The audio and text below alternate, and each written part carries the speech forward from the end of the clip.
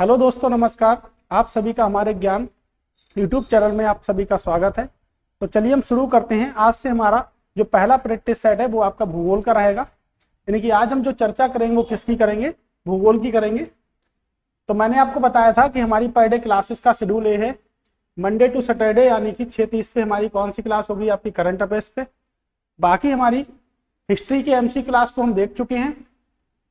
Okay, यानी कि हमने हिस्ट्री की एमसीक्यू क्लास को भी देखा है। थ्योरी की क्लास हमारी हो चुकी है, यानी कि ज्योग्राफी क्लास जो आपकी अभी जो आपकी हो रही है। थ्योरी की क्लास को भी देखेंगे हम एमसीक्यू में।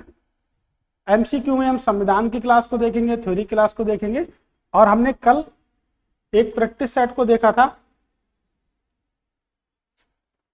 जो हमारा क्या था, आपका वीडियो री एग्जाम का था, जो हमारा 9:30 पे आपका होता है। एक वीकली प्रीवियस ईयर पेपर है आपका। मैंने आपको बताया था कि भूगोल की मैं 4 वीडियो आपके लिए दे चुका हूं, तो आपने अगर नहीं देखी तो उसको कृपया आप देख ले। उसके बाद में संविधान की भी मैं 5 वीडियो को अपलोड कर चुका हूं, तो अगर आपने नहीं देखी है तो आप कृपया उसको देख लें। तो चलिए शुरू करते हैं पहले प्रश्न से। तो पहला प्रश्न है हमारा कि भारतवर्ष का आकार में विश्व का, नहीं पूछ रहा है भारत का आकार विश्व में कैसा किस नंबर का है, यानी कि 5वां सबसे बड़ा देश है, 6ठा सबसे बड़ा देश है, 7वां सबसे बड़ा देश है, या उपयुक्त में कोई नहीं। यानी पूछ रहा है कि भारत का जो आकार है वो क्षेत्रफल में कितना है। सिंपल सा क्वेश्चन है हमारे पास में। अगर हम बात करते हैं क्षेत्रफल की, तो अगर हम बात करें कि भारत का जो क्षेत्रफल है वो कितना है आकार में, तो अगर हम बात करेंगे तो सबसे ज्यादा जो क्षेत्रफल है वो आपके रूस का है, यानी कि रसिया का क्षेत्रफल सबसे ज्यादा है। उसके बाद जो क्षेत्रफल है वो आपके कनाडा का है। फिर हमारे चाइना का क्षेत्रफल है सबसे ज्यादा। चाइना के बाद में जो क्षेत्रफल है वो हमारा अमेरिका का क्षेत्रफल है। फिर आपका सबसे बड़ा जो देश है क्षेत्रफल में वो आपका कौन सा है? ब्राजील है। फिर आपका ऑस्ट्रेलिया होगा। फिर हम देखेंगे कि 7वां नंबर हमारा किसका है? भारत का है। तो हमने देखा कि विश्व का जो हमारा सबसे बड़ा जो देश है वो कौन सा देश है? रूस। लेकिन भारत का कौन सा नंबर है? आपका 7वां। तो जो सही आंसर होगा वो हमारा क्या होगा? 7वां होगा। तो क्षेत्रफल जो इसका सबसे ज्यादा है रूस का, रूस का जनसंख्या के मामले में 9वें स्थान पर है, लेकिन क्षेत्रफल के मामले में रूस क्या है? पहले स्थान पर है। अगर हम बात करते हैं कि भारत की, अगर हम बात करते हैं कि विश्व का जो क्षेत्रफल है वो आखिर कितना क्षेत्रफल है, तो 510 मिलियन किलोमीटर स्क्वायर क्षेत्रफल है। यहां से मिलियन किलोमीटर स्क्वायर हमारा क्षेत्रफल है। अगर हम बात करते हैं कि भारत का क्षेत्रफल कितना है, अगर हम बात करते हैं कि विश्व के अनुसार भारत का क्षेत्रफल कितना है, तो विश्व के अनुसार जो भारत का क्षेत्रफल है वो आपका 2.4% है। यानी कि हमने क्या समझा कि अगर हमें भारत की तुलना करनी है तो हम किससे तुलना करेंगे? विश्व से करेंगे। और अगर हमें भारत के किसी राज्य की तुलना करनी है तो हम किससे करेंगे? तो हम भारत से करेंगे। यानी कि अगर हम बात करेंगे भारत के अनुसार उत्तर प्रदेश के क्षेत्रफल की, अगर हम बात करेंगे, हम किस राज्य में रहते हैं? उत्तर प्रदेश। तो उत्तर प्रदेश की अगर हम बात करेंगे तो आपका जो क्षेत्रफल होगा वो 7.33% होगा। यानी कि विश्व के अनुसार जो भारत का क्षेत्रफल है वो आपका 2.4% है। और उसके बाद अगर हम बात करेंगे कि भारत के अनुसार उत्तर प्रदेश का क्षेत्रफल कितना है, तो 7.33% है। बहुत ही महत्वपूर्ण क्वेश्चन है आपके यूपी के एग्जामों के लिए। तो अगर हम देखेंगे कि हमारा जो भारत में सबसे ज्यादा क्षेत्रफल है वो किस राज्य का है, तो सबसे ज्यादा क्षेत्रफल है हमारे राजस्थान का। राजस्थान के बाद क्षेत्रफल है हमारे महाराष्ट्र का।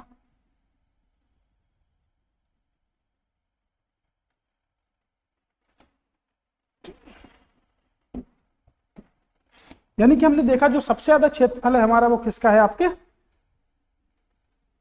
राजस्थान का है। उसके बाद में अगर हम बात करेंगे तो आपके मध्य प्रदेश का है।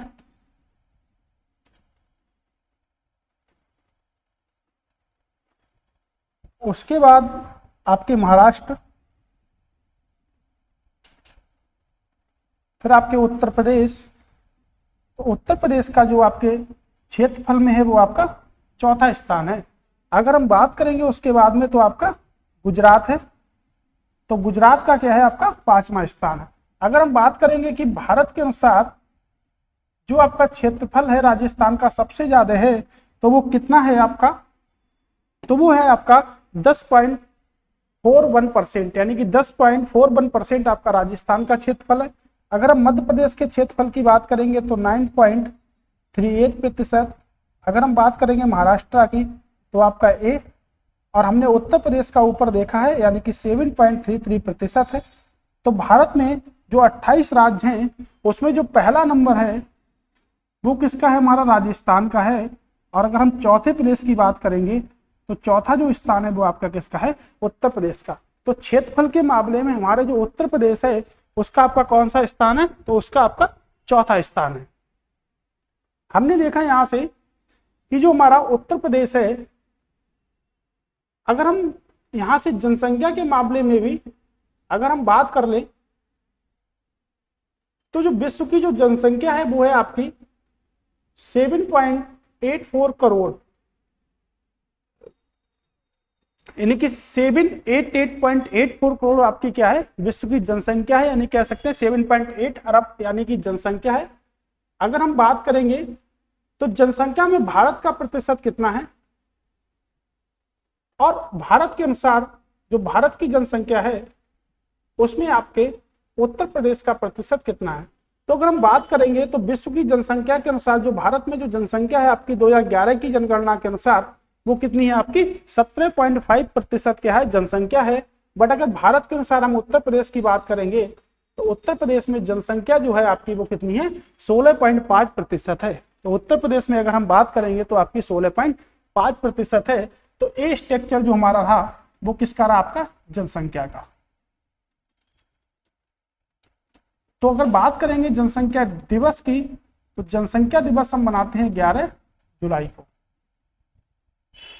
जनसंख्या दिवस की हमने बात करी तो जनसंख्या दिवस हम मनाते हैं 11 जुलाई को। तो हमने देखा कि हमारा जो अगर भारत के हम क्षेत्रफल की बात करेंगे तो भारत का जो क्षेत्रफल होगा वो होगा 32,87,263 किलोमीटर स्क्वायर, और उत्तर प्रदेश की बात करेंगे तो 2,40,928 किलोमीटर स्क्वायर। तो हमने देखा कि इसका जो सही आंसर होगा वो हमारा क्या होगा, सबसे ज्यादा आपका रसिया का क्षेत्रफल है, उसके बाद में जो हमारा 7वें नंबर पे है वो आपका क्या है, भारत का है। ओके, तो हमने देखा तो हमने क्षेत्रफल के अकॉर्डिंग जितने भी आपके स्टेट थे सभी को देखा। अगला प्रश्न है कि भारत का क्षेत्रफल संसार के क्षेत्रफल का 2.4% है, परंतु इसकी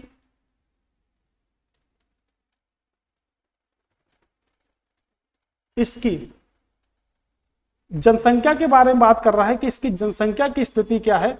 तो संपूर्ण मानव जाति का 16% है, संपूर्ण मानव जाति का 17.5% है, संपूर्ण मानव जाति का 18% है, यह संपूर्ण मानव जाति का 28% है। तो इसकी जनसंख्या के मामले में वो बात कर रहा है, तो इसकी जनसंख्या के मामले में अभी हमने देखा था प्रीवियस को, तो इसमें भी मैंने बताया था कि जनसंख्या जो है हमारी 7.8 अरब है आपकी पूरे विश्व की जनसंख्या, और पूरे विश्व की जनसंख्या में जो भारत का जो प्रतिशत है वो कितना है 17.8, यानी कि अप्रोक्सीमेशन की अगर हम बात करेंगे तो 18%।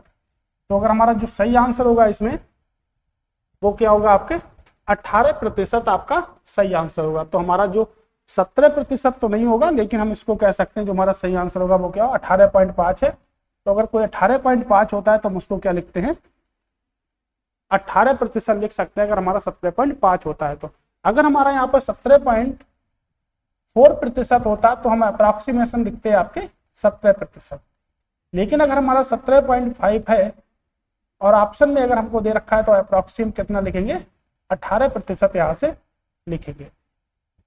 अगर हम बात करें जनसंख्या की तो जनसंख्या दिवस है, अभी मैंने आपको बताया कब बनाते हैं। तो जनसंख्या दिवस जो है वो हम कब बनाते हैं, वो हम बनाते हैं 11 जुलाई को।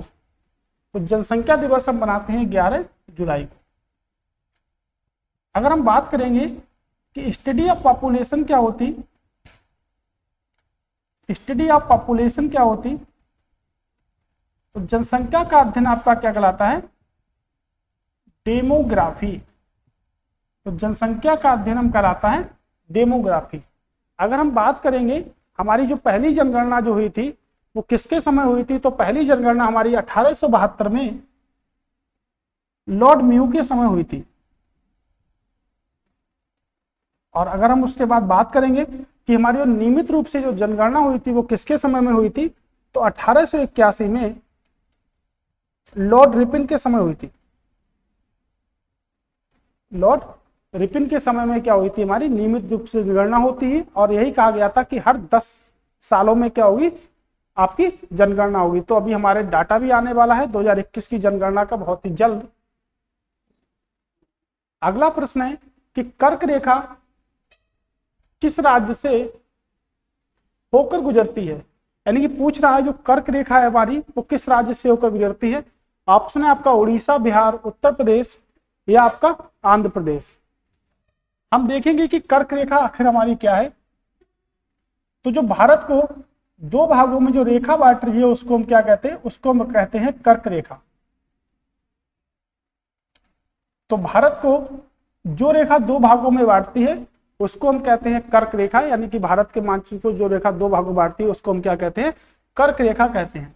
कर्क रेखा का जो एंगल है वो आपका 23 से 1/2 आपका एंगल है, यानी कि 23.5 डिग्री का एंगल बनाती है हमारी कर्क रेखा।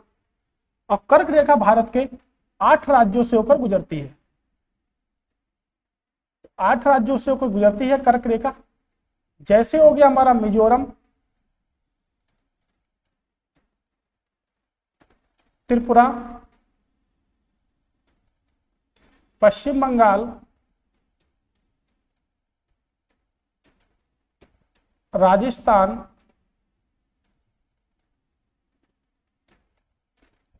छत्तीसगढ़,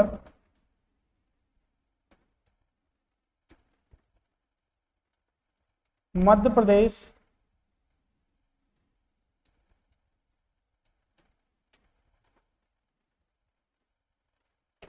प्रदेश, यानी कि हमने देखा तो आपके मिजोरम हो गया, आपका त्रिपुरा हो गया, पश्चिम बंगाल हो गया, राजस्थान हो गया, झारखंड हो गया आपका, यानी कि क्या होगा हमारा झारखंड होगा। इसके लिए ट्रिक भी हमारी होती है जिसको हम कह सकते हैं मित्र पर गमछा झार। अगर हम बात करेंगे कि मित्र पर गमछा झार की, तो मी से क्या होगा आपका मिजोरम होगा, ये आपका क्या होगा त्रिपुरा होगा, यहाँ से पश्चिम बंगाल होगा, क्या होगा राजस्थान होगा, यानी कि हमारा एक आपका शब्द बचा गुजरात। तो गुजरात से भी आपकी गुजरती है, तो हम कह सकते हैं इससे हमारा क्या होगा गुजरात होगा। माँ से क्या होगा हमारा मध्य प्रदेश होगा, छत्तीसगढ़ होगा, आपका क्या होगा झारखंड होगा। यानी कि ट्रिक है मित्र पर गमछा झार, यानी 23.5 डिग्री रेखा है वो भारत को क्या करती है, दो भागों में बांटती है। तो हमारा प्रश्न है कि निम्नलिखित में से किस राज्य से गुजरती है, तो किस राज्य से होकर गुजरती है, तो आप बताइए उड़ीसा से गुजरती है, नहीं गुजरती है, आपके बिहार से गुजर रही है, नहीं गुजर रही है, उत्तर प्रदेश से नहीं गुजर रही है, आंध्र प्रदेश से भी नहीं गुजर रही है। कर्क रेखा किस राज्य से होकर गुजरती है, तो गुजरने वाला तो एक भी प्रश्न है ही नहीं इसमें कि गुजरती किससे है, ठीक है, यानी कि इन किसी भी राज्य से नहीं गुजरती है। जितने भी राज्य हैं इसमें किसी भी राज्य से नहीं गुजरती, यानी कि ऑप्शन आपके क्या है गलत हो गए हैं। तो कर्क रेखा जो है वो आपके 8 राज्यों से होकर गुजरती है, यानी कि मिजोरम हो गया, त्रिपुरा हो गया, पश्चिम बंगाल, राजस्थान, छत्तीसगढ़, मध्य प्रदेश और आपका झारखंड और आपका गुजरात, यानी कि 8 राज्यों से होकर गुजरती है। अगर हम बात करेंगे कर्क रेखा की, तो कर्क रेखा आपके 35 जिलों से होकर गुजरती है। तो 8 राज्य में वो हमारे 35 जिले हैं, उनसे होकर क्या होती है कर्क रेखा गुजरती है। अगर बात करूं कर्क रेखा विश्व के 18 देशों से होकर गुजरती है, और उसके साथ में 3 महाद्वीपों के साथ भी क्या होती है गुजरती है। 3 महाद्वीपों के साथ भी क्या होती है, गुजरती है। ओके, हमने देखा कर्क रेखा जो है भारत के 8 राज्यों से गुजरती है। ओके, अगला प्रश्न है हमारा कि भारत का सुदूर दक्षिण बिंदु कौन सा है। वेरी वेरी मोस्ट इंपॉर्टेंट प्रश्न है कि भारत का दक्षिण बिंदु कौन सा है। आप ऑप्शन देख लीजिएगा और आप बताइएगा क्या होगा हमारा आंसर।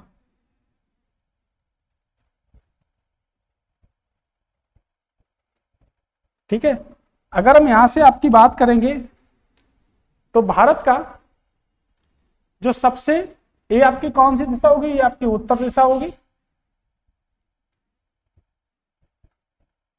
ये आपकी दक्षिण की दिशा होगी, और ये आपकी पूरब होगी, ये क्या होगी हमारी प्यारी दिशा यानी कि पश्चिम दिशा आपकी होगी। अगर हम बात करेंगे कि भारत के उत्तर में क्या है, भारत के दक्षिण में क्या है, तो हमारा जो ऑप्शन है कन्याकुमारी हो गया, आपके रामेश्वरम हो गया, इंदिरा पॉइंट हो गया आपका, और पॉइंट कॉलिमर आपका हो गया। यानी कि हम बात करेंगे तो जो हमारा दक्षिण की तरफ जो हमारा लास्ट पॉइंट है वो आपका क्या है, इंदिरा पॉइंट। इंदिरा जो पॉइंट है वो आपके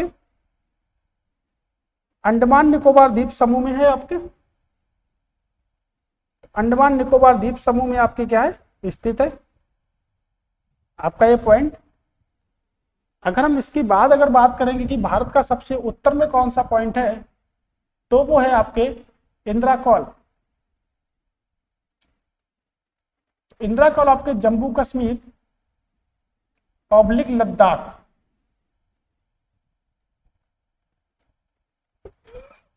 यानी कि अगर हम ओवरऑल कहें तो आपका जो बिंदु जो होगा वो आपके कहां होगा, सियाचिन ग्लेशियर में। सियाचिन ग्लेशियर में आपके ये सबसे उत्तर बिंदु होगा। ओके, अगर हम यहां से बात करते हैं कि जो हमारा पूरब में बिंदु जो होगा उसको हम क्या कहेंगे, तो उसको हम कहेंगे किबुतो, और जो आपके कहां पर होगा, अरुणाचल प्रदेश में होगा।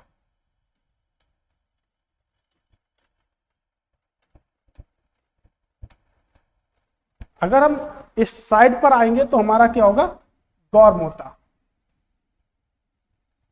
ये जो हमारा होगा वो कहां पर होगा, आपके गुजरात में होगा। तो अगर हम बात करेंगे ओवरऑल तो हमारे चारों दिशाओं के सबसे अंतिम बिंदु हैं भारत में। अगर हम बात करेंगे तो अगर हम इस साइड में बात कर लेते हैं तो ये आपका, ये आपका अरब सागर होगा।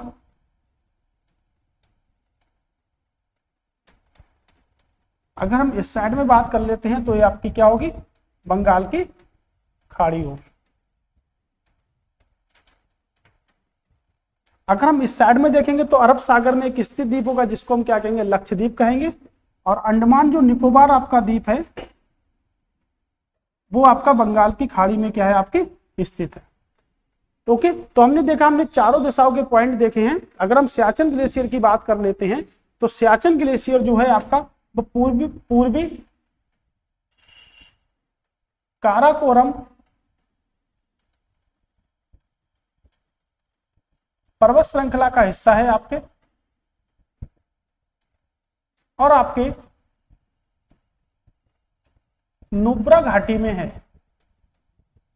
तो पूर्वी काराकोरम पर्वत श्रृंखला का आपका हिस्सा है और आपके नुब्रा घाटी के उत्तर में आपके स्थित है। अगर हम बात करेंगे सियाचिन ग्लेशियर की, तो सियाचिन ग्लेशियर विश्व में सबसे अधिक ऊंचाई पर स्थित आपका युद्ध क्षेत्र है, यानी कि सबसे अधिक ऊंचाई पर स्थित आपका युद्ध क्षेत्र आपका सियाचिन ग्लेशियर होगा। तो हमने इसके जो प्रश्न का जो आंसर होगा वो आपका क्या होगा, इंदिरा पॉइंट होगा आपका, जो सबसे दक्षिण बिंदु है हमारा। आप देख लीजिएगा आपका क्या होगा, इंदिरा पॉइंट होगा। अगला प्रश्न है हमारा कि निम्नलिखित में से किस राज्य में से बांग्लादेश की सीमा नहीं लगती है। यानी कि पूछ रहा है कि आपकी किस राज्य से बांग्लादेश की सीमा नहीं लगती है। ऑप्शन है आपके, यानी कि सब हमारे माँ वाले ही हो गए हैं, यानी कि मेघालय, त्रिपुरा, मणिपुर और आपका मिजोरम। आप बताएं क्या होगा इसका आंसर।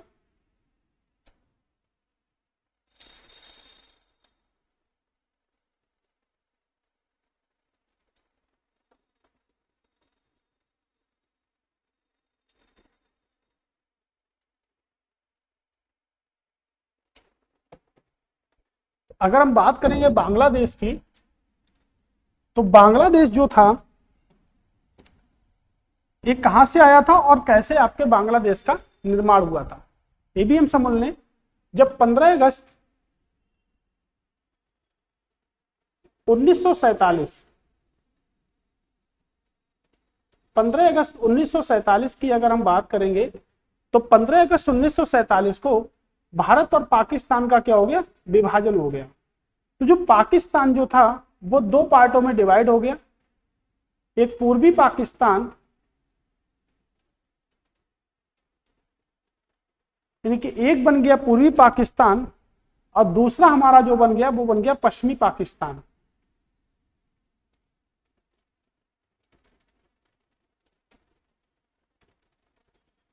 तो एक और हमारा पूर्वी पाकिस्तान बन गया और एक और हमारा पश्चिमी पाकिस्तान बन गया। क्या था, जो आज की डेट में जो पाकिस्तान है उसको हम किस नाम से जानते हैं, पश्चिमी पाकिस्तान के नाम से जानते हैं। लेकिन 26 मार्च 1971 से क्या था, जो पूर्वी पाकिस्तान का जो पार्ट था, यानी कि जो हमारा पूर्वी पाकिस्तान था, वो ओवरऑल क्या हो गया, वो ओवरऑल आपका हो गया बांग्लादेश। तो अगर पूछा जाता है प्रश्न में कि बांग्लादेश कब से स्वतंत्र हुआ, तो हम कह सकते हैं जो बांग्लादेश जो स्वतंत्र हुआ है वो कब से हुआ है, तो कह सकते हैं हम 26 मार्च 1971 से क्या हो गया, बांग्लादेश क्या हो गया आपका स्वतंत्र हो गया। तो बांग्लादेश आपका स्वतंत्र हो गया, यानी कि अब देश बन गया आपका बांग्लादेश। तो पूर्वी पाकिस्तान जो हिस्सा था हमारा, उसको आज हम किस नाम से जानते हैं, उसको हम बांग्लादेश के नाम से जानते हैं। ठीक है, तो ये हमारा बांग्लादेश हो गया। अब हम देखेंगे कि बांग्लादेश की जो सीमा है किस भारतीय राज्य से नहीं लगती है। तो बांग्लादेश की जो सीमा है वो आपके पश्चिम बंगाल से लगती है, यानी कि पश्चिम बंगाल से लगेगी आपकी सीमा।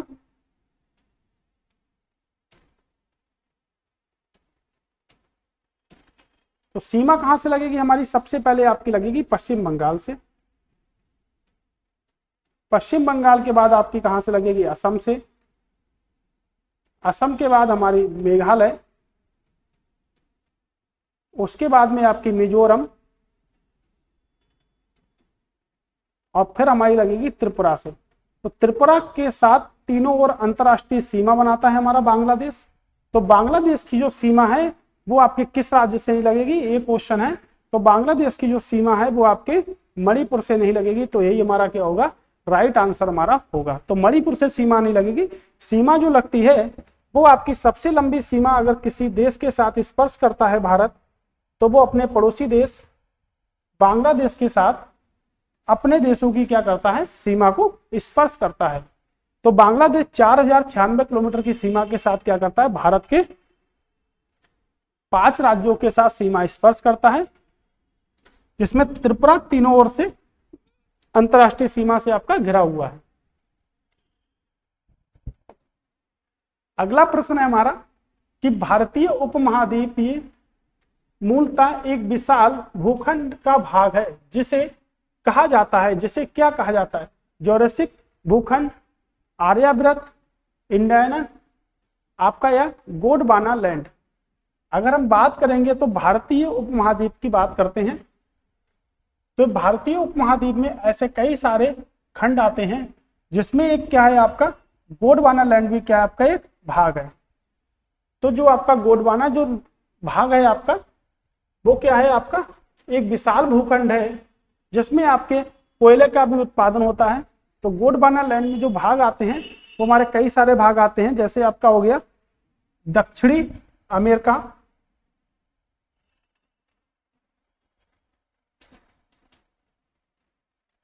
आपके अफ्रीका आता है,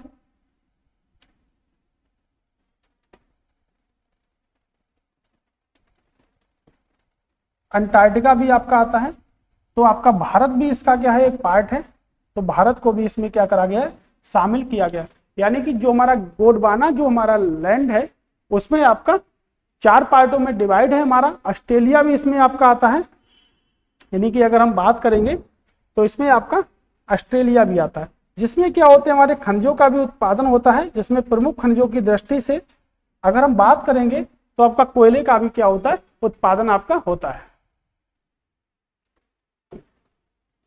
अगला प्रश्न है कि हिमालय पर्वत श्रेणियां निम्नलिखित में से किस राज्य का हिस्सा नहीं है? कह रहा उत्तर प्रदेश, उत्तराखंड, सिक्किम या आपका हिमाचल प्रदेश। तो क्या होगा इसका सही आंसर कि जो पूछ रहा है कि हिमालय पर्वत जो श्रेणियां हैं वो किसका हिस्सा आपके नहीं है। तो पहला ऑप्शन है आपका उत्तराखंड, उत्तर प्रदेश, सिक्किम या हिमाचल प्रदेश। क्या होगा राइट आंसर, आप बताइएगा।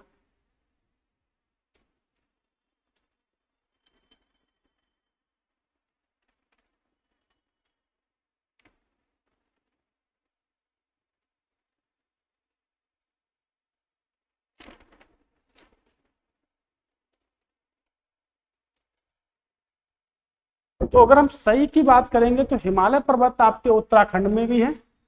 उत्तर प्रदेश का जो विस्तार है वो आपके मैदानी भागों में है, यानी कि मैदानी भागों में क्या है, आपके उत्तर प्रदेश का विस्तार है। सिक्किम में भी आपके हिमालय है और आपके हिमाचल प्रदेश में भी क्या है, हिमालय। तो पूछ रहा है हिमालय पर्वत श्रेणियों का निम्नलिखित में से किस राज्य का हिस्सा नहीं है? तो आपके, और हिमालय आपके पश्चिम बंगाल और असम में भी नहीं है, क्योंकि असम और पश्चिम बंगाल का जो हिस्सा है वो पहाड़ी भागों के अंतर्गत आता है।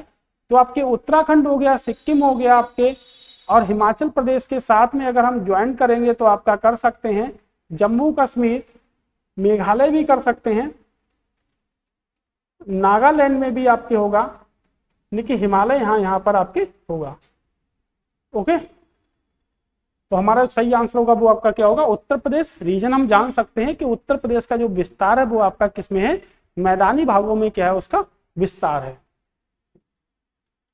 आपको मैं बता दूं, आपके लिए बहुत ही बेस्ट क्वेश्चनों की सीरीज में लेके आपके सामने आया हूं। कृपया आप इनको इग्नोर बिल्कुल भी ना करें, और अगर आप पर डे क्लास को लेते हैं तो आपका एग्जाम में सिलेक्शन बिल्कुल 100% हो जाएगा जीएस के माध्यम से। तो बहुत ही बेस्ट क्वेश्चनों की सीरीज में आपके सामने प्रस्तुत कर रहा हूं, तो कृपया इसको आप ध्यान से पढ़ें। और अगर आपने चैनल को सब्सक्राइब नहीं किया तो आप चैनल को सब्सक्राइब कर लें, और वीडियो को क्या है ज़्यादा से ज़्यादा शेयर कर दें, जिससे और भी कई सारे लोगों की क्या हो जा पाए, आपकी हेल्प हो पाए। तो मैं पर डे आपके लिए क्लास ला रहा हूँ, और आपकी जो क्लासेस होंगी वो क्या होंगी, बिल्कुल फ्री में है। यानी कि हमने आपके लिए शेड्यूल भी तैयार किया है।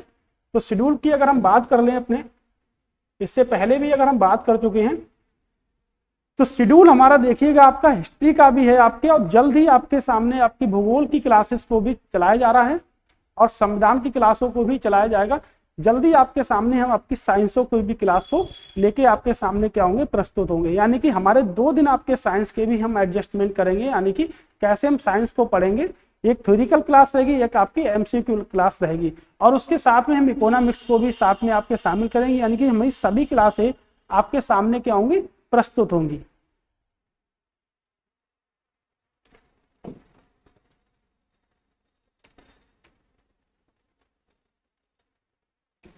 प्रश्न है हमारा कि दक्षिण भारत की सबसे ऊंची चोटी कौन सी है? अनाईमुडी,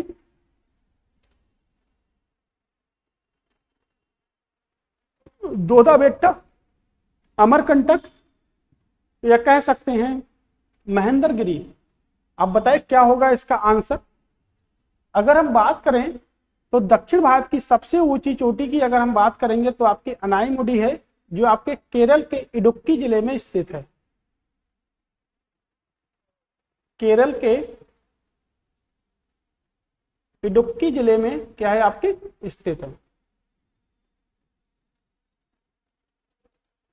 और केरल में आपका एक नेशनल पार्क है जो बहुत ही फेमस है, आपकी नदी भी है जिसे हम कहते हैं पेरियार नदी। और केरल में हमारे साइलेंट वैली नेशनल पार्क भी है। वेरी वेरी मोस्ट इंपॉर्टेंट है साइलेंट वैली नेशनल पार्क।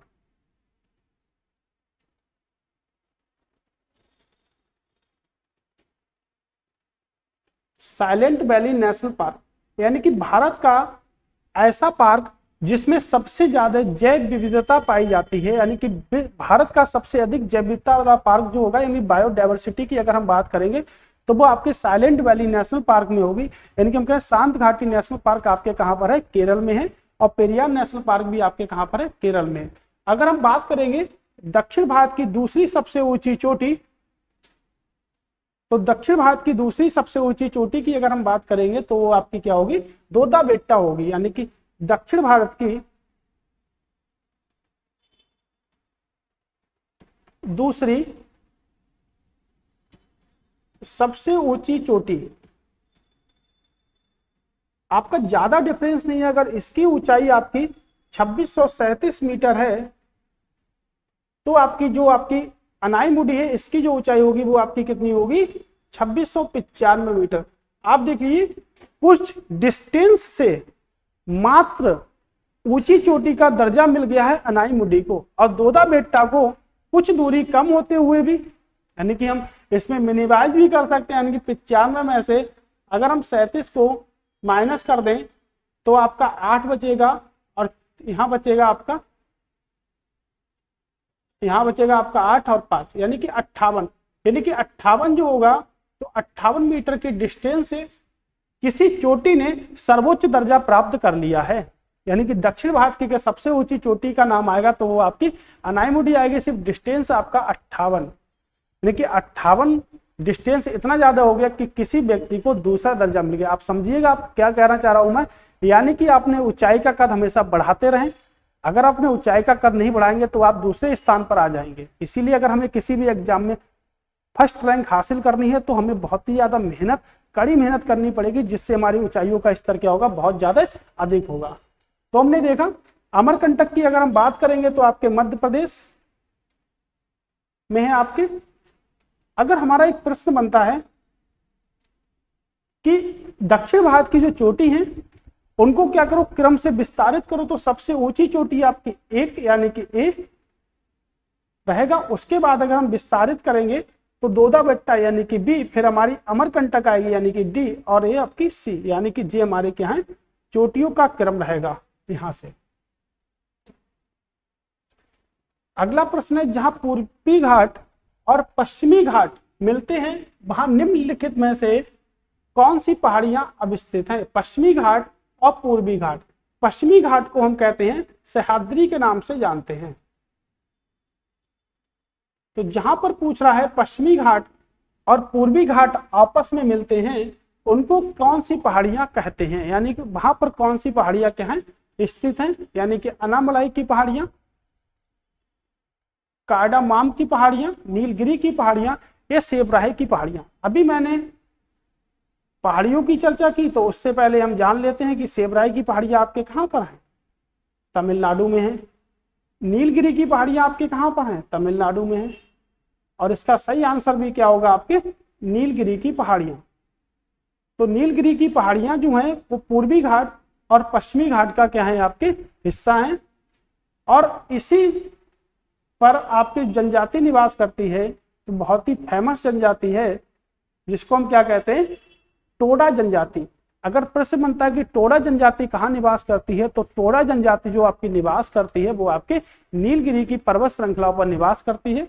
अगर हम देखेंगे तो नीलगिरी पर्वत श्रृंखला की सबसे ऊंची चोटी दोदा बेट्टा जो अभी हमने पढ़ी थी, तो दोदा बेट्टा सबसे ऊंची चोटी है आपकी, जिसकी ऊंचाई कितनी है 2637 मीटर। ये आपकी सबसे ऊंची चोटी है यहां से। ओके, तो हमने देखा कि पश्चिमी घाट और पूर्वी घाट जहां आकर मिलता है वहां किसका निर्माण होता है, नीलगिरी की पहाड़ियों पर। आदिवासी की अगर हम बात करेंगे तो जनजाति क्या कहलाती है हमारी, आदिवासी की श्रेणी में आते हैं। तो जनजातियां हम उन्हें कहते हैं जिनका निवास जो होता है कहाँ होता है, जंगलों में होता है। अगला प्रश्न है हमारा, सही सुमेलित कीजिए। आपके ए शहरों के नाम है और ए आपकी नदियों के नाम है, और कह रहा है कि बताइए कौन से में हमारा मैच कर रहे हो आप लोग। तो कह रहा है सुमेलित कीजिए, यानी क्रोनोलॉजी ऑर्डर में हमको बताना है, यानी कि सुमेलित हमको करना है। अच्छा, सुमेलित करना है यानी कि मैचिंग करना है हमको। अगर हम बात करें कटक आपके कहां पर है, कटक आपके उड़ीसा में है, और उड़ीसा में आपकी जो नदी है वो क्या है आपकी महानदी है। तो देखिएगा पहले का आपका क्या होगा तीसरा। उसके बाद अगर हम बात करेंगे तो लुधियाना आपके पंजाब में है, और पंजाब में नदी है वो आपकी क्या है सतलज। नासिक की बात करेंगे तो नासिक आपके महाराष्ट्र में है। और नासिक में जो नदी है वो आपकी गोदावरी नदी है। और उज्जैन की अगर हम बात करेंगे तो उज्जैन आपके मध्य प्रदेश में है। और मध्य प्रदेश की अगर बात करेंगे तो उज्जैन में आपके क्षिप्रा नदी के किनारे मेला लगता है। तो आपका जो सही आंसर होगा वो होगा option number A, right answer आपका होगा। ओके, अगर हम बात कर लेते हैं तो भारत की सबसे बड़ी सिंचाई परियोजना जायकवाड़ी परियोजना जो आपके महाराष्ट्र जिले में है, किस राज्य में है, आपके महाराष्ट्र राज्य में है। और सिंचाई की सबसे बड़ी परियोजना है जायकवाड़ी जो आपके गोदावरी नदी पर है। अगर हम बात करेंगे क्षिप्रा, तो क्षिप्रा नदी पर आपके कुंभ का मेला लगता है। तो कुंभ का मेला जो लगता है वो आपके 4 स्थानों पर लगता है, नासिक, उज्जैन, हरिद्वार और आपके इलाहाबाद। तो कुंभ मेले की जो शुरुआत की थी वो आपकी राजा हर्षवर्धन के द्वारा की गई थी। राजा हर्षवर्धन वर्धन वंश के संस्थापक थे, जिनकी राजधानी क्या थी, आपकी थानेश्वर की गद्दी पर बैठे थे। और इन्होंने 606 ईस्वी में क्या चलाई थी, हर्ष संवत का प्रारंभ किया था। महानदी की बात करेंगे तो भागड़ा नागल बांध आपका किस नदी पर है, महानदी पर। यह आपका हीराकुंड बांध है। अगर हम बात करेंगे 2 नदियां जब साथ में आती हैं पेपर में तो व्यक्ति जो होता है वो क्या हो जाता है, कंफ्यूज हो जाता है। तो अगर हम बात करेंगे कि जो आपका हीराकुंड बांध है वो आपके किस नदी पर है, महानदी पर है। और भागड़ा नागल जो बांध है वो आपके सतलज नदी पर है। सतलज नदी को पहले हम सतुद्री के नाम से जानते थे। तो सतलज नदी का जो पुराना नाम है वो क्या है, सतुद्री इसका पुराना नाम है। तो ये हमारा प्रश्न हुआ। तो प्रश्न का जो सही आंसर हुआ वो आपका एक आपका सही आंसर हुआ है।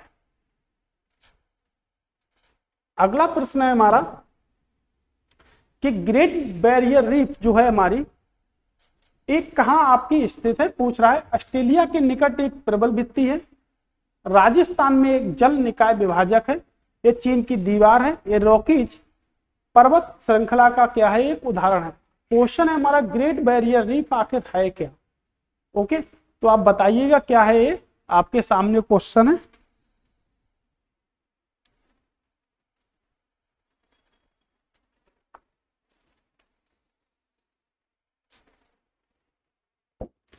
क्या होगा इसका आंसर। तो अगर हम इसके आंसर की बात करेंगे तो देख लेते हैं। उससे पहले अगर हमारे पास में ऑस्ट्रेलिया आती है तो ऑस्ट्रेलिया की जो कैपिटल है वो आपकी कैनबरा है और मुद्रा आपकी क्या है, डॉलर है। बट अगर हम बात करेंगे तो आपकी जो ग्रेट बैरियर जो आपकी रीफ है इसे हम पानी का बगीचा कहते हैं। पानी का बगीचा भी इसको कहते हैं। ये आपके पैसिफिक महासागर यानी कि प्रशांत महासागर में क्या है, आपके स्थित है। तो आपके प्रशांत महासागर में क्या है, आपके स्थित है। चलिए और बात इसकी हम करते हैं। तो ये क्या करती है, विश्व की सबसे बड़ी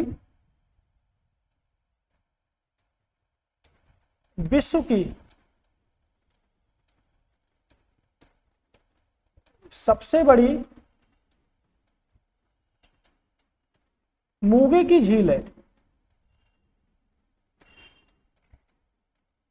तो क्या करती है, लोगों को रोजगार भी प्रदान करती होगी फिर तो ये, तो लोगों को रोजगार भी प्रदान करती है। तो इसका जो सही आंसर है वो क्या है, आपके ऑस्ट्रेलिया के निकट एक प्रबल भित्ति है। तो ऑस्ट्रेलिया के निकट एक प्रबल भित्ति है जो आपकी क्वींसलैंड में स्थित है। तो ऑस्ट्रेलिया के क्वींसलैंड में आपके क्या है, स्थित है। ओके, ये हमारा प्रश्न हुआ। चीन की दीवार भी है। और अगर बात करेंगे इसका खोज किसने करी, तो इसकी जो खोज की है वो कैप्टन जेम्स कुक ने की है। किसने करी है, जेम्स कुक ने इसकी क्या करी है, खोज की है।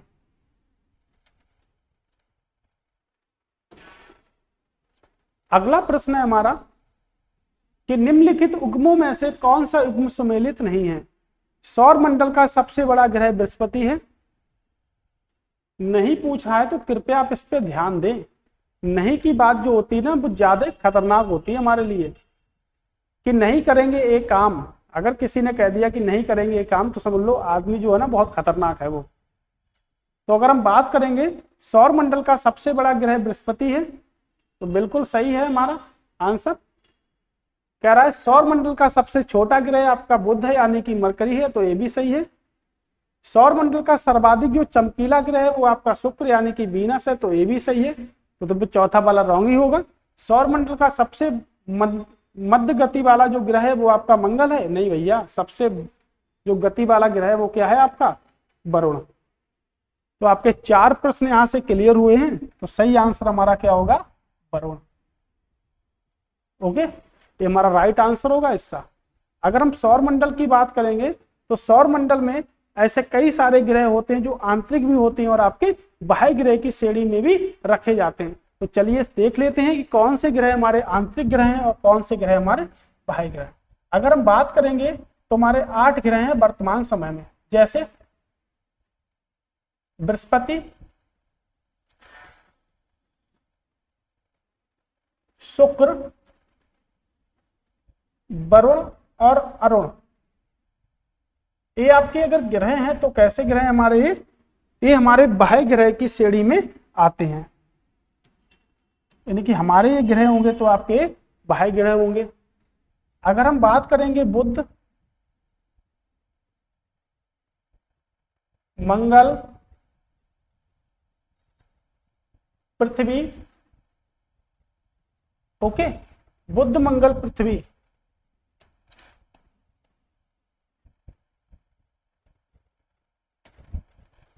और हमारा जो ग्रह जो बचा है वो आपका कौन सा बचा है, यानी कि बुध मंगल पृथ्वी आपका हो गया, यानी कि सबसे बड़ा आपका बृहस्पति। ठीक है, तो यहाँ पे आपका शुक्र नहीं, यहाँ पे आपका शुक्र आएगा और यहाँ पे आपका क्या आएगा शनि।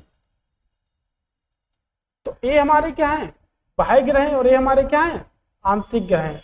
तो आंतरिक ग्रह और बाह्य ग्रह का भी आपका क्या हो गया देख लीजिएगा। आपका आंतरिक ग्रह तो प्रश्न बन सकता है पेपर में कि निम्नलिखित में से कौन सा ग्रह है आपका आंतरिक ग्रह है और कौन सा ग्रह है आपका बाह्य ग्रह है, ये आप देखिएगा।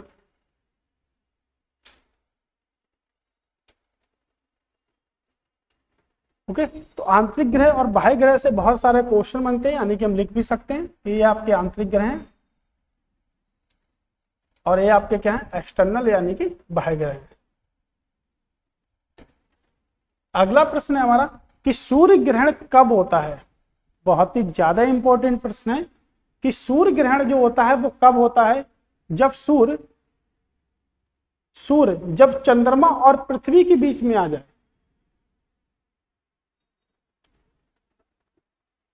बात ध्यान रखिएगा, आप सूर्य ग्रहण की बात पूछ रहा है, तो सूर्य ग्रहण कब होगा, जब सूर्य जो होगा वो चंद्रमा और पृथ्वी के बीच में आ जाए। पृथ्वी जब सूर्य और चंद्रमा के बीच में आ जाए, ये आ जाती है, या जब चंद्रमा सूर्य और पृथ्वी के बीच में आ जाता है, या उपरोक्त में कोई नहीं। तो आप बताइए क्या होगा इसका right answer. Very very most important प्रश्न है आपके लिए और आपके पेपर में बिल्कुल दिखाई देगा कि सूर्य ग्रहण क्या होता और चंद्र ग्रहण आपका क्या होता है और किस दिन होता है सूर्य ग्रहण हमारा। अमावस्या को होता है, पूर्णिमा को होता है, या कब कब हमारा होता है। तो आप बताएं क्या होगा इसका सही आंसर।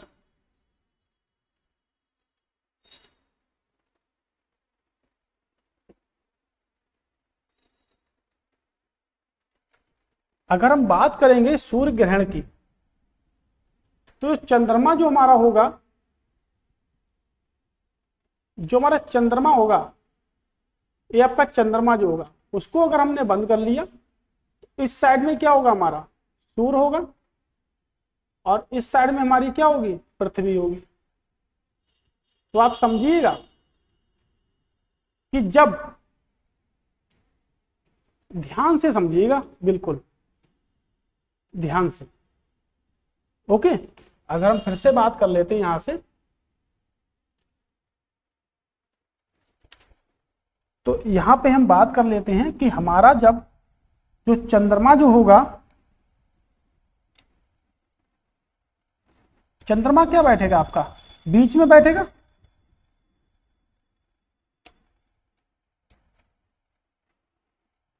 चंद्रमा आपका क्या होगा,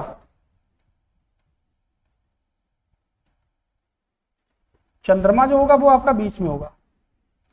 और उसके बराबर में जो होगी, इधर क्या होगा आपका सूर्य होगा और इधर हमारा क्या होगा पृथ्वी।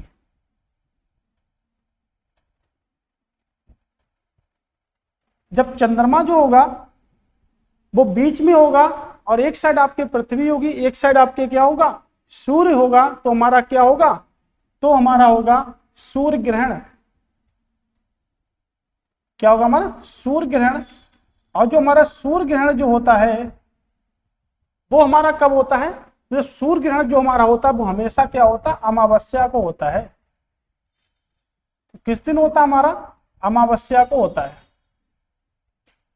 ओके, उसके बाद हम अगर बात कर लेते हैं कि हमारा चंद्र ग्रहण कब होगा।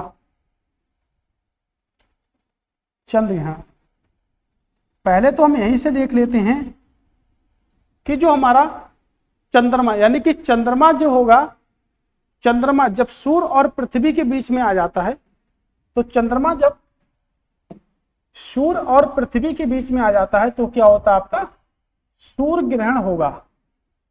क्या होगा, सूर्य ग्रहण होगा। तो हमारा राइट आंसर होगा आपका, सीधा सीधा आंसर होगा सी। अब हमें पता करना है कि हमारा चंद्र ग्रहण कब होगा, तो आप बताइएगा चंद्र ग्रहण कब होगा। तो चंद्र ग्रहण बहुत ही सरल है।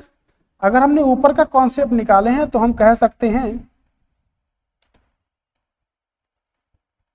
कि अब हमने किसको बीच में रखा, अब हमने रखा पृथ्वी को बीच में। जब पृथ्वी को बीच में रखा तो हमारे पास में तीन ही चीजें तो हैं, सूर्य चंद्रमा पृथ्वी। जब हमने पृथ्वी को बीच में रख लिया तो एक और आप सूर्य को कर लो और एक और आप क्या कर लो, चंद्रमा को कर लो, तो हमारा क्या होगा, चंद्र ग्रहण आपका हो जाएगा। तो ये जो होगा हमेशा कब होगा आपका, पूर्णिमा को होगा। बहुत ही बढ़िया आपके कॉन्सेप्ट हैं, यानी कि कब हमारा सूर्य ग्रहण होगा, कब हमारा चंद्र ग्रहण होगा। तो देखिएगा आप, चंद्रमा जब बीच में होगा तो हमारा क्या होगा, सूर्य ग्रहण होगा, और जब पृथ्वी जब बीच में होगी तो हमारा क्या होगा, चंद्र ग्रहण आपका होगा। तो हमने एक के साथ में एक क्वेश्चन और पढ़ लिया जो बहुत ही ज्यादा इंपॉर्टेंट है। कह रहा है मानव ने चंद्रमा पर पहला कदम कब रखा, 1953, 1963, 1971 या 69 में, 1969 में। आप बताइएगा। तो आपके चंद्रमा पर जो कदम रखने वाले पहले दो व्यक्ति थे, नील आर्मस्ट्रॉन्ग। इन्होंने जब चंद्रमा पर जो कदम रखा था वो रखा था 20 जुलाई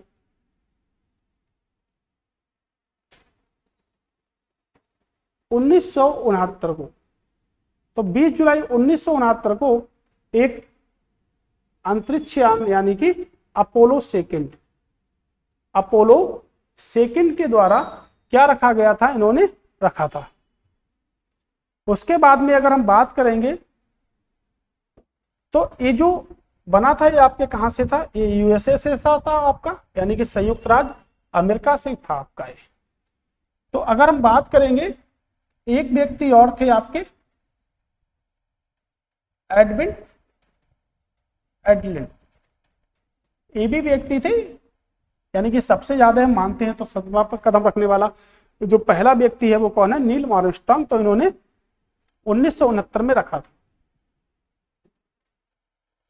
कह रहा अंतरराष्ट्रीय तिथि रेखा खींची जाती है अफ्रीका से होकर, एशिया से होकर, प्रशांत महासागर से होकर या अटलांटिक महासागर से होकर। अगर हम बात करेंगे कि कहां से होकर खींची जाती है, तो विश्व में महासागरों की जो संख्या है वो आपके कितनी है, 7। जिसमें सबसे बड़ा जो महासागर है वो आपके प्रशांत महासागर है, और दूसरा सबसे बड़ा अगर कोई महासागर है तो वो आपके अटलांटिक महासागर है। तीसरा सबसे बड़ा महासागर है आपका हिंद महासागर। तो हमने देखा आपका प्रशांत भी है और आपका अटलांटिक भी है, एशिया भी है। एशिया महाद्वीप हमारा सबसे बड़ा महाद्वीप है, और दूसरा सबसे बड़ा जो महाद्वीप है वो आपका अफ्रीका सबसे बड़ा महाद्वीप है। तो बताइएगा, कह रहा अंतरराष्ट्रीय तिथि रेखा कहां से होकर गुजरती है या कहां से खींची जाती है, क्या होगा हमारा सही आंसर।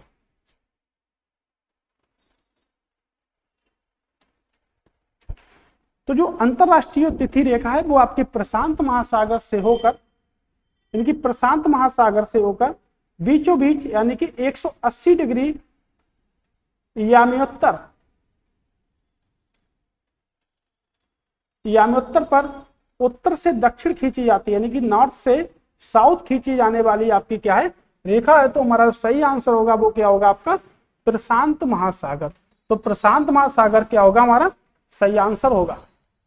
ओके, अगर हम प्रशांत महासागर की बात करेंगे तो प्रशांत महासागर में एक खाई स्थित है जो विश्व की सबसे गहरी खाई है, जिसको हम कहते हैं मेरियाना ट्रेंच। तो मेरियाना ट्रेंच जो है वो आपके कहां पर है, आपके फिलीपींस में है। तो मेरियाना ट्रेंच जो है वो आपके कहां पर है, फिलीपींस में है। तो जो प्रशांत महासागर से होकर जो अंतरराष्ट्रीय तिथि रेखा गुजरती है वो बीचों बीच में से 180 डिग्री याम्योत्तर पर होती है।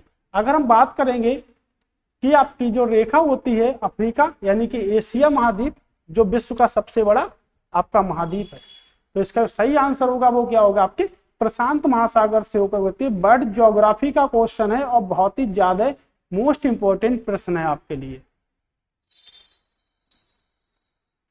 उसके बाद हमारा प्रश्न है कि ज्वालामुखी से सबसे अधिक कौन सी गैस निकलती है, जलवाष्प, हीलियम, सल्फर डाइऑक्साइड या कह रहा है कार्बन डाइऑक्साइड। अगर हम बात करेंगे तो कार्बन डाइऑक्साइड को हम शुष्क बर्फ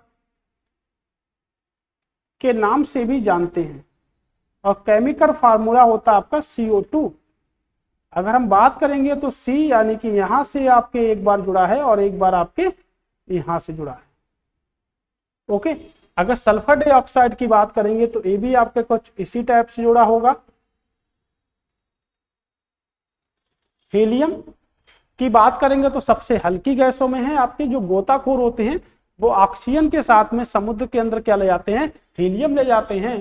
तो जो ज्वालामुखी से जो उद्गार होता है उससे जो निकलने वाली गैस जो होगी वो हमारी कौन सी होगी, जलवाष्प यानी कि गैस होगी। तो जलवाष्प आपकी एक ग्रीन हाउस गैस भी है, ग्रीन हाउस गैसें हमारी हैं, जैसे जलवाष्प हो गई आपकी, मीथेन हो गई, क्लोरोफ्लोरोकार्बन हो गई आपकी। ऐसे कुल मिला के हमारे नाइट्रस ऑक्साइड हमारी सब क्या है, ये आपकी ग्रीन हाउस गैसेस है। तो हमने इसमें देखा कि जो ज्वालामुखी के जो उद्गार से निकलती है वो क्या होती है, आपकी ज्वालामुखी यानी कि जलवाष्प, वाटर वेपर की हम बात करेंगे। बट अगर हम बात करेंगे भारत का एक सक्रिय ज्वालामुखी है, तो भारत का एक सक्रिय ज्वालामुखी यानी कि वॉल्केनिक है, जिसको हम कहते हैं बैरन द्वीप। तो बैरन द्वीप एक सक्रिय ज्वालामुखी है जो आपके अंडमान निकोबार द्वीप समूह में स्थित है, अंडमान निकोबार द्वीप समूह में स्थित है और भारत का एक सक्रिय ज्वालामुखी है। सक्रिय ज्वालामुखी हम उन्हें कहते हैं जिसमें हमेशा उद्गार होता रहता है, और ज्वालामुखी का जब उद्गार होगा तो कौन सी गैस निकलेगी आपकी, तो आपकी गैस निकलेगी जलवाष्प। अगला प्रश्न है हमारा कि सूची को सूची से सुमेलित कीजिए, यानी कि सूची 1 को सूची 2 से क्या करें, सुमेलित करें, और सूचियों के नीचे दिए गए कूट की सहायता से सही विकल्प का या उत्तर का चयन कीजिए। Etna, Vesuvius, Erebus, Cotopaxi.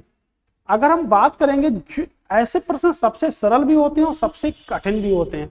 अगर इन 4 में से हमको एक भी पता है तो क्या कर सकते हैं, हम इसको निकाल सकते हैं। जैसे मान लेते हैं कि हमको पता है कि कोटोपैक्सी जो है वो आपके इक्वेडोर में है, तो हम देख सकते हैं चौथे का जो होगा वो आपका दूसरा होगा।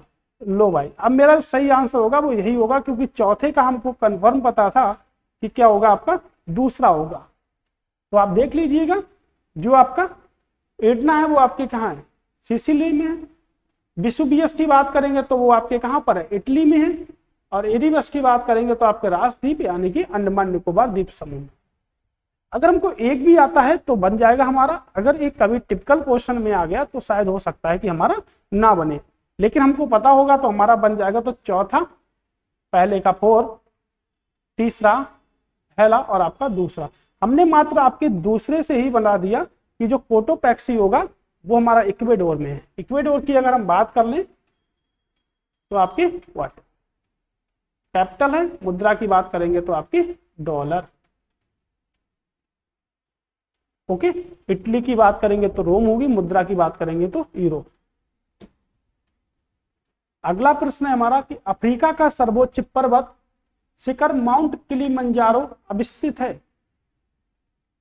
कह रहा केन्या में स्थित है, मालवी में स्थित है, तंजानिया में या जाम्बिया में। तो अगर हम बात करेंगे किलिमंजारो, तो ये आपका ज्वालामुखी पर्वत है एक प्रकार का, और आपके किस देश में स्थित है, तो स्थित है आपके तंजानिया में। तंजानिया की अगर मैं बात कर लूं तो डोडोमा तंजानिया की क्या है, आपकी कैपिटल है, और मुद्रा क्या है, आपकी शिलिंग है। डोडोमा इसकी कैपिटल है, मुद्रा क्या है, आपकी शिलिंग है। अगर हम नैरोबी की भी बात करेंगे केन्या में, तो नैरोबी आप किसकी क्या है, कैपिटल है, और मुद्रा क्या है, आपकी शिलिंग है। तो डोडोमा तंजानिया, यानी कि तंजानिया की कैपिटल क्या है, इसकी डोडोमा, यानी कि डोडोमा क्या है, इसकी कैपिटल है। ओके,